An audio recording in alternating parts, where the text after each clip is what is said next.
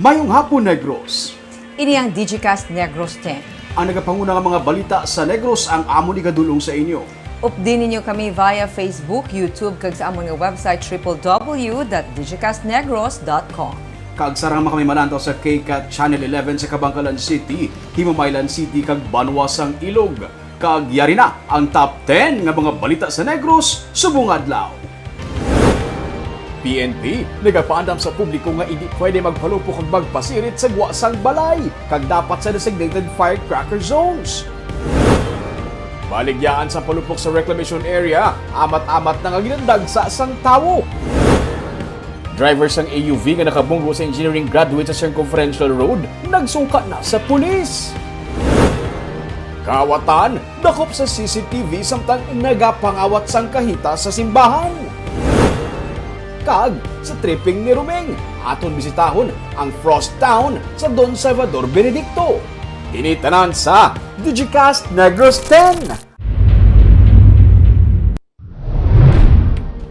Una kita sa balita sa panahon, wala na sang low pressure area pero sa gihapon pila ka bahin sang pungsod ang mga-eksperyensya sang lapta-lapta nga pag-ulan lakip ng Visayas.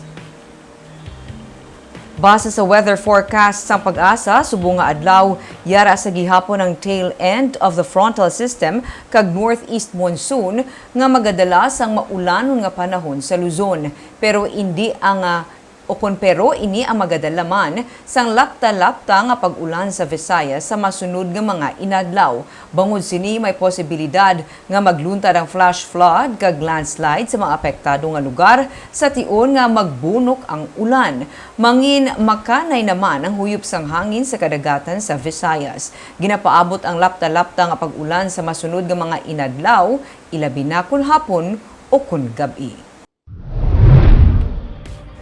Sa number 9, mayo nga balita para sa mga SSS pensioners. Narelisa sang kahapon ang unang nga batch sang pension.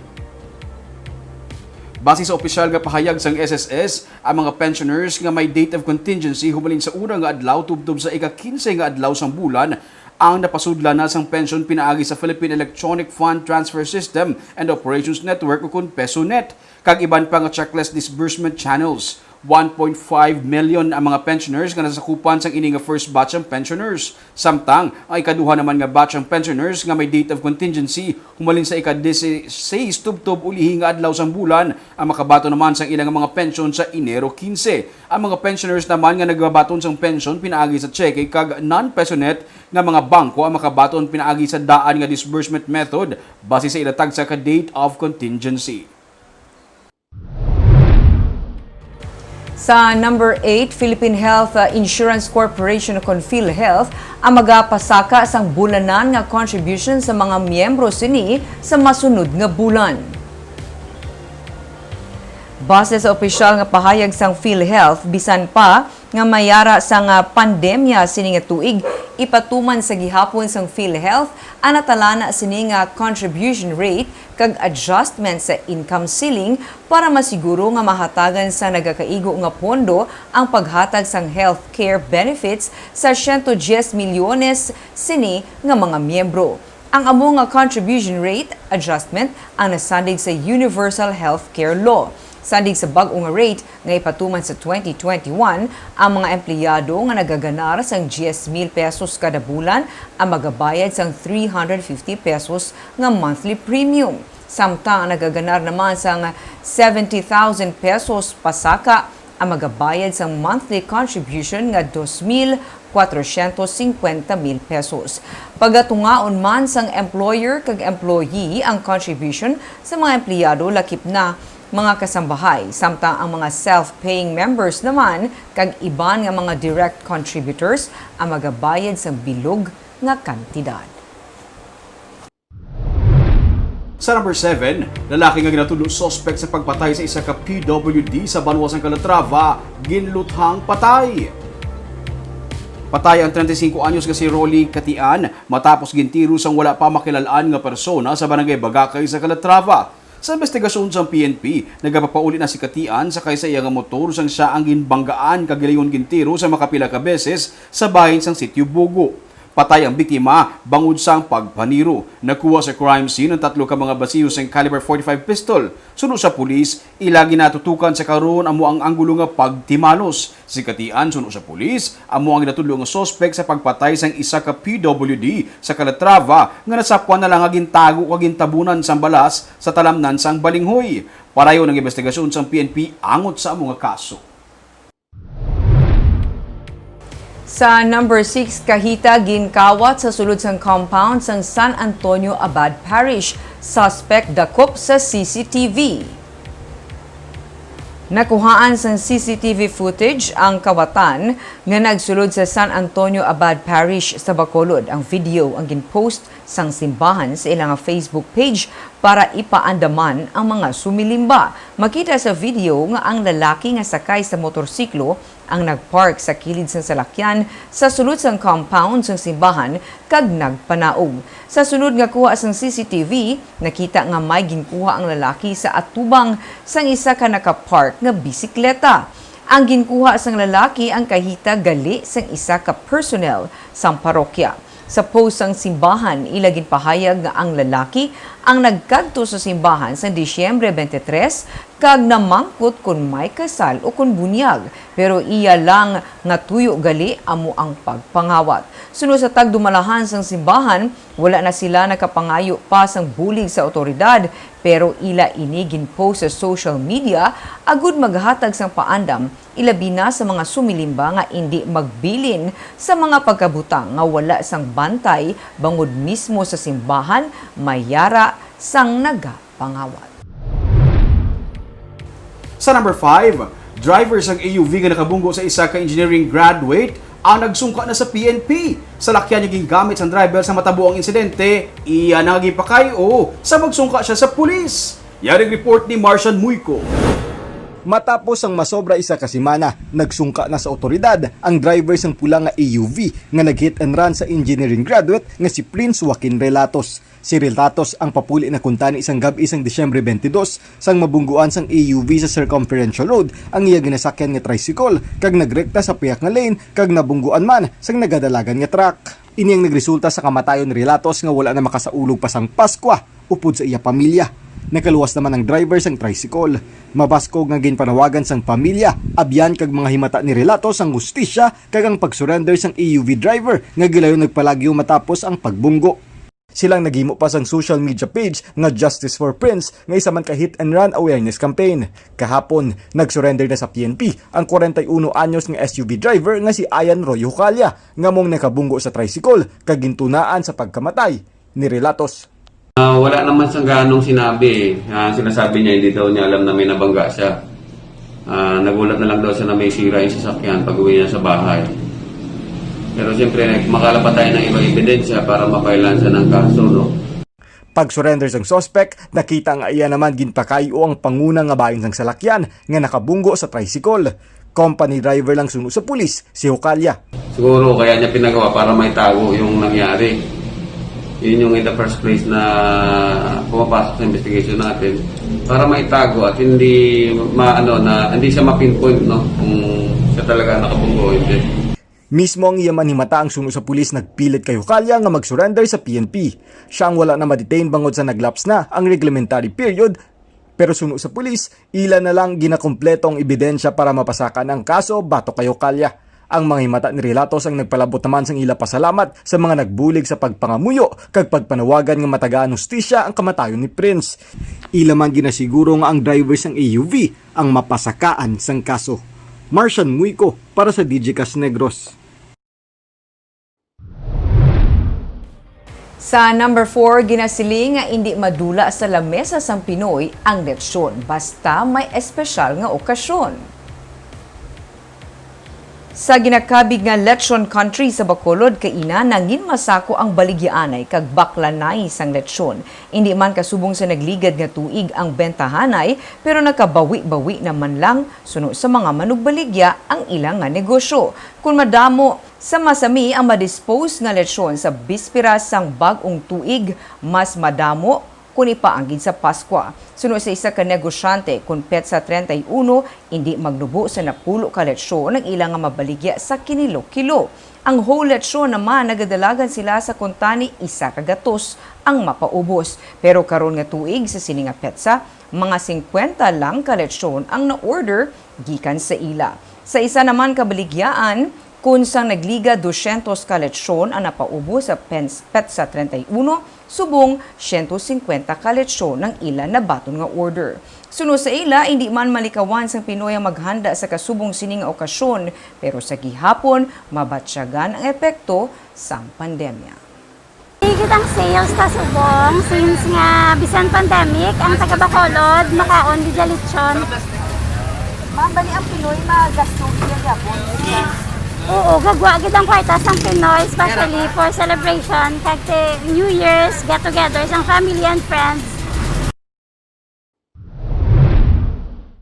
Sa number 3, baligyan na isang pruta sa downtown sa Bacolod naging masako na bispera sa bagong tuig. Kainas ang aga suno sa mga negosyante, ilan na nabawi ang ilang kapital.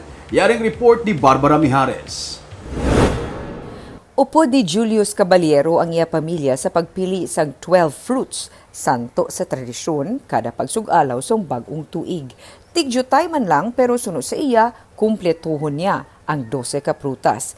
Nagapanumdum siya gani nga himuon 14 para sa iya nga pagpati. Mas mangin maayo pagid ang iya nga palaabuton sa 2021, ilabi na sa tunga sang nagkalatabo sa 2020. Doon pa lang, pito pa lang. Dito pala, pinakabilog ka pagbaklon mo? 12. 12, ini 13? Ato nga gantay, dahil mo 14. Sa kinaandan, mga tipulon nga prutas ang masami nga ginapakal, kasubong sang oranges, ubas kag mansanas, nga amo ang pinakabakal. Kay nasang aga, nabawi na nila ni Janry Astorga ang ilang nga kapital. May itong ligad sa parasbong. Ginatingog din natin, bro. Ginatingog kita. Si subong adlaw, ginalauman yung makabawi ka mo. Oo. Sa nagligag, ito ay gano'n kadamo, ahaw? Puta, ganyan. Subong yung tutay lang. So, buhay na kami nakumpra ka. Ay, so. Okay, paubos na ni namon. Mga prutas nga ginabaligya sa sidewalk ang nangin mabakal man. Nagamay ang budget ng ila nga bumalakal pero maayo naman suno sa mga manugbaligya kay bisan gamay lang nakaganar sila. Sa number 2, samtang nagahilapit ang pagbulag sang tuig, mga tao nga gusto magbakal sang palupok nagdamo na sa reclamation area sa Bacolod. Pero sunod sa mga negosyante, ini nga tuig ang pinakapigaw sa ilang nga negosyo sa palupok. May report si Romeo Subaldo. Si Annalyn Banyas, 30 na katuig nga nagabaligya sa palupok kag pasirit sa kada bagong tuig. Suno sa iya, ini ang pinakapuraot nga tuig tugas ang pandemya. Magluwas diri, gindugangan pa sang maulanon nga panahon kag mas estrikto nga pagsunundan kundi lang pwede makapalupok kag pasirit amukon nga pigaw ang baklanay. Kagago po sa chimpo. Subong ko katulo talit he. Di why git. Kay di line sa unaya nga bisan din lang pwede ka palupok. Subong mangita gid sa designated area para palupan sang mga pumuluyo. So ang iban nga hindi na gusto makagtuto sa designated area, hindi na sila magbakal. Sa ila na lang sila balay, wala gid choice. Hindi tanan kuno may budget subong nga tuig para sa palupok kag pasirit. Si JJ isa sa iya nga mga customer. Mga pasirit lang ang ginbakal niya para lang pangtabog sa malain nga espiritu. Amo man ang iban nga mga bumalakal, pasirit lang ang ginapangita para kalingawan sang kabataan. Bro, jutay lang. Oo. Mga manibla, tagduwa lang ang bilog, 3. Oo. Pang ano sa malas, eh. Pagdula mala. Oo. May kuha ng takaroon. Mera lang mong no-prepare alas 12 sing gabi may palabuton. Palbox naman, di naman pwede palupok. Oh, kalingawan lang sa pamilya. Kay nasa udto, masako na ang ini nga bangin sa reclamation area kung sa diin nagabaligya sa mga palupok kag pasirit sa Bacolod. Sagwa pa lang sang area, nagadagsa na ang mga salakyan nga nagaparking. Sa sulod, may mga baligyaan nga ginadagsa sang tawo. May pulis nga nagabantay, kag may grupo sa mga bombero nga nagapasiguro nga natuman ang tanan nga mga safety guidelines sa pagbaligya sang palupok. Si Annalyn, nagalaom nga karon sa gabi, maubos ang iya baligya nga masami, nagakatabo kung last minute na sang bispera sang bagong tuig. Kag sa numero 1 sa mga balita subong nga adlaw, sa mga designated firecracker zones lamang pwede makagamit sa mga palupok kag pasirit suno sa PNP. Samtang LGU ginahaylo ang mga barangay nga likawan ang pagpatigayon sang New Year's Eve countdown. Ma-report si Marty Go. Mayara karon sang 66 ka mga designated firecracker kag community fireworks display zones sa 44 ka mga barangay sa Bacolod City. Sandig sa Republic Act 7183 sa inilamang nga mga lugar sarang makapalupok kag makagamit sa mga pyrotechnics. Suno sa PNP, kung istriktuhon ang kasuguan, bisan simple lang nga pasirit o kon fountain, hindi gid pwede sa gwa sang balay. Kung ang barangay wala sang kaugalingon nga designated zones, mahimo sila nga makapadulong sa pinakamalapit nga barangay nga mayara sini. That is why may designate niya community fireworks display zone. Kaya maski pasirit na, maski fountain lang ina, mostly mga pailaw, di sa tuod makatuga sang dako nga lupok, pero ang tintinted lang nga makasunog, ara naman sa. Naka-full alert ang PNP subong para mapasiguro nga mangin malinong kag matawhay ang palibot sa pagsug-alaw sang bag-ong tuig. Kung may makita sila nga nagapalupok o kung nagapasirit sa gwa sang ilabalay, ila ini nga sawayon, pero kung hindi gid magpamati, sarang na nila ini nga dakpon. Namutikan sang PNP nga kalabanan sa nagapalupok ang mga kabataan. Kaya nakita ko, maski isa ng ligay nga 24, nagapalupok, kabataan gidya, na ginapabayan. So, ang sa amon na dira, kung hindi kanya mamati sa wayon, amon na guro ang that's the time, termark na anak ko kita. Nagapahanumduman ang PNP sa mga magapadulong sa designated firecrackers kag community fireworks display zones nga magsuksok sang face mask, face shield kag magsunod sa physical distancing, bisan pa nga mayara sang suspension sang curfew humalin las 11 karon sa gabi tubtob alas 3 ang aga buwas nga adlaw. Marty Go para sa Digicast Negros. May plano na bala kamo sa long weekend. Si Romeo Subado nagbisita sa isa ka matugnaw nga lugar nga ang tema Winter Wonderland.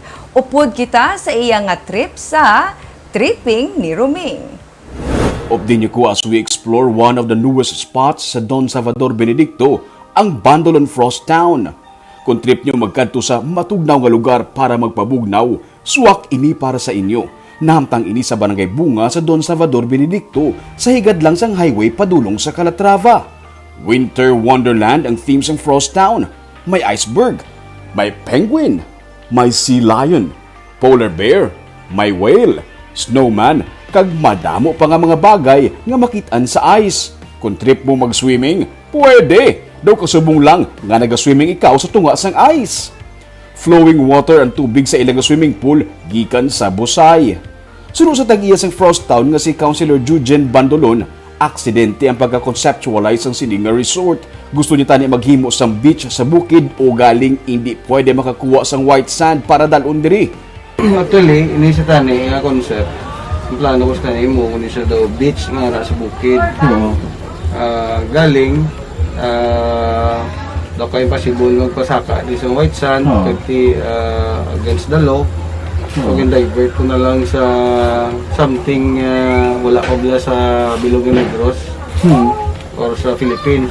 So, nakapaminsan ko, what if kuno brown lang siya daw winter inspired. Ganit ang desisyon siya nga maghimo sang isa ka concept nga pinasahi. Suno sa iya, hindi pa sila tani dapat magbukas sa publiko. Kaya nagapadayon pang ilang nga construction o galing.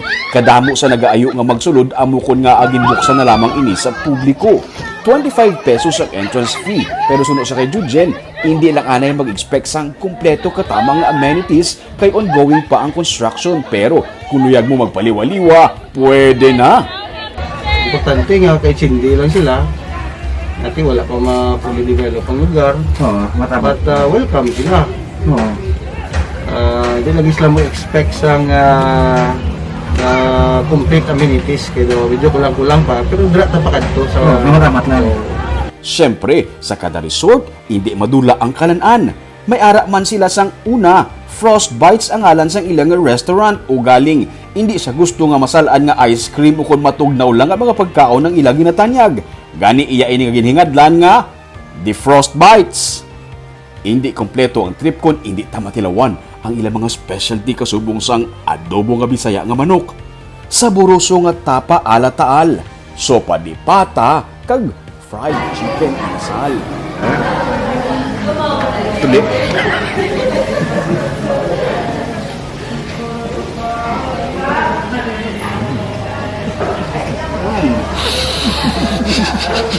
Mamet. Isang kaldero ng rice, please.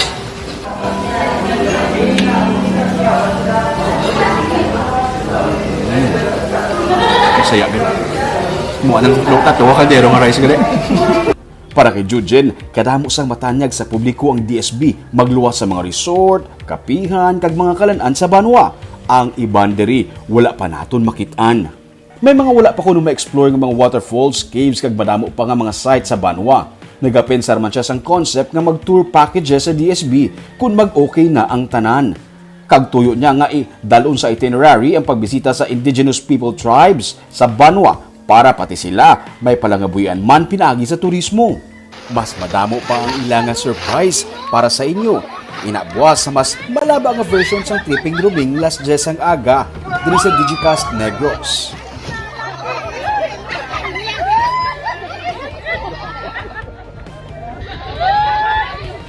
Barb, may mga surprise pa na si Konsehal buwas ato na ipakita sa mas malaba nga version nga kay tungod buwas wala kita liwat sang Digicast Negros 10 nga newscast. May kita sang New Year special nga ipakita sa ila at 10 AM sa Facebook ug YouTube ina ang longer version sang Tripping Ruming kadamo sang surprises ni Konsehal sa aton nga mga viewers. Bantayan ko na mingdo ka excited man sa akon ano ayhan ina nga mga ano na do mga pasabong hindi man. Bato kita nyo sa punta sa report may nagbangon sa lungon. Bantayan at Barb. Kung anong kakatabo. Sa Winter Wonderland ha? Oo. Kag Barb, syempre, muna na kita sa ating mga viewers sa pag-greet. Happy New Year everyone. Have a safe New Year celebration. Kag Ruming, hindi kita magdula sang paglaom nga samtang buhi, samtang may kabuhi, mayara gid sang paglaom nga kag whatever nga mga pagbago nga nagahulat sa ato. Kag kung ano natabo sang 2020, Yes. inatanan leksyon para sa aton kag para kuan sang kuan nga ano naman ang brahon sa 2021 para di na maliwat. ang Correct. 2020. Mga lessons learned Ruming. Yes.